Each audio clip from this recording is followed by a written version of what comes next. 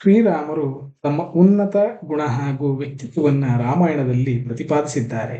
ಹೇಗೆ ಮಾನವನು ಸಹ ತನ್ನ ಉನ್ನತ ಗುಣಗಳಿಂದ ದೈವಸ್ಥಾನವನ್ನು ಏರಲು ಸಾಧ್ಯ ಎಂಬುದನ್ನು ತೋರಿಸಿಕೊಟ್ಟಿದ್ದಾರೆ. ರಾಮ ರಾಮ ಎನ್ನುವ ನಾವು ಅವನ 4 ಮಾತುಗಳು ಶ್ರೀರಾಮನು ಲಕ್ಷ್ಮಣ ಗುಹನಿಗೆ ಹೇಳಿದಂಥ ಮಾತು. ಸುಖಸ್ಯ ದುಃಖಸ್ಯ ನ ಕೋಪಿ ತಾತ. ಸುಖ ದುಃಖಗಳಿಗೆ ಯಾರೂ ಕಾರಣರಲ್ಲ. 2ನೇ ಸಾಲು, ಪರೋದಿದಾದಿ ಇತಿ ಕುಬುದ್ಧಿರೇಶ. ನಮ್ಮ ದುಃಖಕ್ಕೆ ಮತ್ತೊಬ್ಬರು ಕಾರಣ ಎನ್ನುವುದೇ ನಮ್ಮ ಅಜ್ಞಾನ.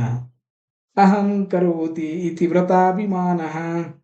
ಎಲ್ಲವನ್ನೂ ನಾನೇ ಮಾಡಿದೆ ಎನ್ನುವಂತ ಅಹಮನ್ನು ಇಟ್ಟುಕೊಳ್ಳಬೇಡ. ನಿರ್ಣಯವಾಗಿ ಕೊನೆ ಸಾಲು, ಸ್ವಕರ್ಮ ಸೂತ್ರೋ ಗ್ರಥಿತೋತಿ ಲೋಕಃ. ಈ ಲೋಕ ಕರ್ಮಗಳಿಂದ ಬಂಧನವಾದದ್ದು. ಸತ್ಕರ್ಮ ಮಾಡಿ ಸದ್ಗುಣಗಳಿಂದ ಆ ದೈವ ಕೃಪೆಗೆ ಪಾತ್ರರಾಗೋಣ. ಏನಂತೀರಿ? ಮತ್ತೆ ಸಿಗೋಣ.